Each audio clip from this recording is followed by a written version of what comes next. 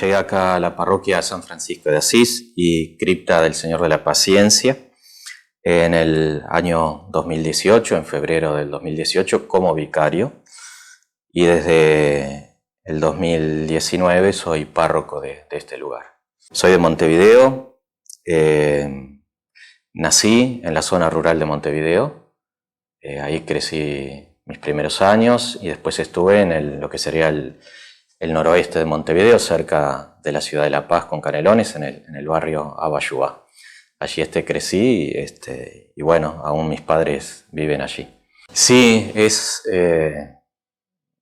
no es extraño, ¿no? Montevideo después de todo es pequeño y Montevideo mira hacia el mar y uno, venir al mar es venir a descansar, venir a la Rambla, es como la dirección, ¿no? Y siempre se viene hacia el centro, hacia Ciudad Vieja, todas las líneas vienen hacia aquí, es decir, es como una tendencia casi natural. De cierto que es un lugar, Ciudad Vieja, distinto, diferente en su dinámica, no es propiamente lo que decimos un barrio montevideano, ¿sí? Es un lugar donde sábado y domingo vive bastante gente, pero queda todo bastante desierto, con una dinámica muy alta entre semana, oficinas, bancos. Entonces uno pasa de ver la cuadra llena de autos a que a las 6 de la tarde no hay ningún auto. Tiene como esa dinámica, que es distinta, ¿sí? Y que quizás no me acostumbro del todo, porque uno desea tener algunos contactos más continuados, ¿sí? Pero es un modo diferente de ser vecino, de caminar al hospital o de caminar a la capilla de las Hermanas Vicentinas y encontrarse con rostros conocidos. Especialmente los rostros más conocidos son los rostros de los cuidacoches, los rostros de la muchachada que está, bueno, a veces pidiendo una monedita, pero son los que me conocen, padre, y esos son realmente los más conocidos, ¿sí? Los más conocidos. La parroquia San Francisco de Asís es un contexto histórico y cultural muy concentrado, muy importante. Dice muchas cosas y muchas cosas distintas. Cada espacio tiene como su propia historia. La cripta del Señor de la Paciencia, el campanario, el órgano, el templo. Y uno se va como sorprendiendo de a poco, siempre va descubriendo cosas. Es un lugar que incluso para mí va abriendo espacios nuevos, voy descubriendo cosas nuevas, ¿sí? No por vivir aquí lo conozco todo. Y desde distintos lugares uno descubre cosas distintas. Al ser uno de los templos más antiguos, tiene una importancia cultural en las imágenes que conserva, en los documentos que conserva, en la historia que uno va descubriendo de quienes estuvieron aquí, que nos pone como en una historia viva. No es que uno llega a un lugar antiguo, uno llega a un lugar que está viviendo desde hace mucho tiempo. Y creo que eso es lo que me sorprende, ¿sí? Uno entra a continuar una historia que viene desde mucho antes.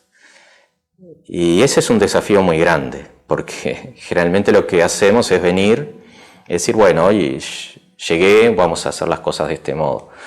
Y lo mejor es descubrir que esto tiene una historia, tiene hombres gigantes atrás, gigantes. Y eso es lo que a mí más me llama la atención. Es más que un objeto o un espacio, es un clima en el que uno entra. En San Francisco de Asís hay un clima distinto. Hay un clima distinto en lo histórico, en lo cultural y en el modo yo diría hasta de hacer oración, influido especialmente por la cripta, pero también el silencio diario del templo, ¿no? Es un lugar de silencio. Es un lugar místico, realmente místico. Mi nombre es Antonella Caminati, tengo 28 años. Vengo desde Colonia siempre que puedo. Ahora por motivos de pandemia, pero antes cuando vivía acá en Montevideo venía más seguido. Y nada, vengo a la cripta porque es la única iglesia donde me siento cómoda en realidad. Y porque soy devota de San Expedito y tenemos la imagen acá, así que básicamente por eso. ¿Qué buscan en el Señor de la Paciencia, en esta devoción? No es fácil responder. Yo creo que hay distintas búsquedas, hay distintas respuestas. Ciertamente nosotros nos tenemos que acostumbrar a lo que llamamos una pastoral más amplia, lo que se llama una pastoral más de frontera, más popular, ¿sí? Donde hay gente que sigue a la iglesia sin participar necesariamente los domingos de nuestras celebraciones, pero que está allí, ¿no? Es parte de este pueblo de Dios que camina. Yo he encontrado gente que viene desde muy pequeña y es gente muy grande. Gente que me dice, yo hace 70 años, yo hace 80 años que vengo acá, yo venía con mi madre. ¿Sí? Hay una tradición de venir cada viernes, encender alguna vela al Señor de la Paciencia, presentarle su vida, la vida de los seres amados. Es un rezo muy silencioso, es un rezo donde el sacerdote no tiene una parte importante.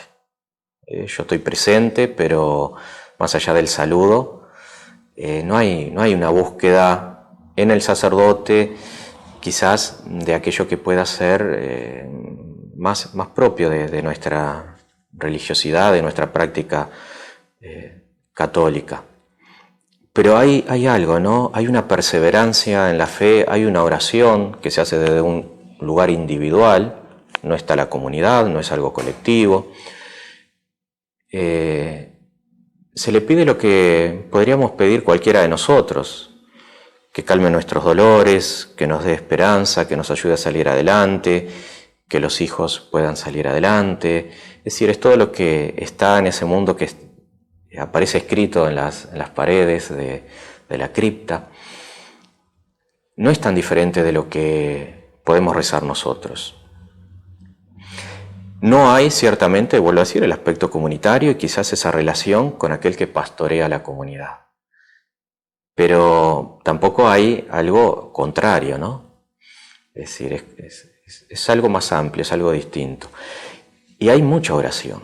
Nosotros a veces en nuestras comunidades la oración falta un poco, ¿sí? Y acá hay oración, es un lugar donde hay mucha oración, ¿no? La gente reza frente a las imágenes, frente al Señor de la Paciencia, enciende sus velas y presenta su vida. Y hay mucha oración, y creo que es una oración muy valiosa, ¿no? Hay que tocar con mucho cuidado y a veces no tocar ese aspecto, ¿sí? Tenemos la tentación de querer orientarlo todo, de querer dirigirlo todo, y creo que este es un lugar donde la gente se puede sentir libre. Una vez viene una señora y estaba sacando fotos en la cripta y observó mucho, estuvo todo el día.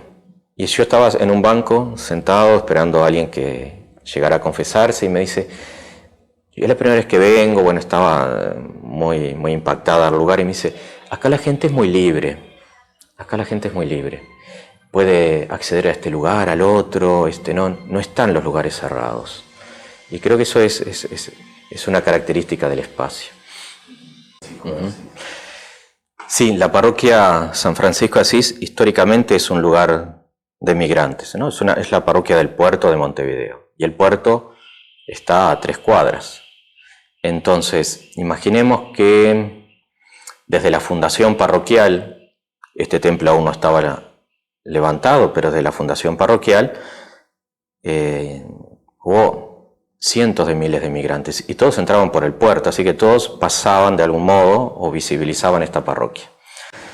De esa historia, más o menos en los 60 años de construcción del templo, deben de haber ingresado al Uruguay unos 600.000 inmigrantes.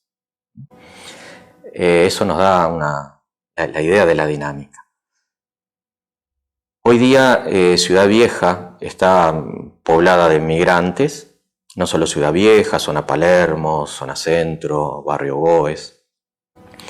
Sin embargo, a pesar de que no llegan por barco, vienen hacia Ciudad Vieja, sea porque hay una cantidad importante de pensiones, simplemente hay una dinámica de vida que les permite instalarse, y bueno, hay un número de inmigrantes muy importantes en la zona, ¿sí? Que se va expandiendo hacia otros lugares más alejados de Montevideo, e incluso de Canelones, Barros Blancos, Pando.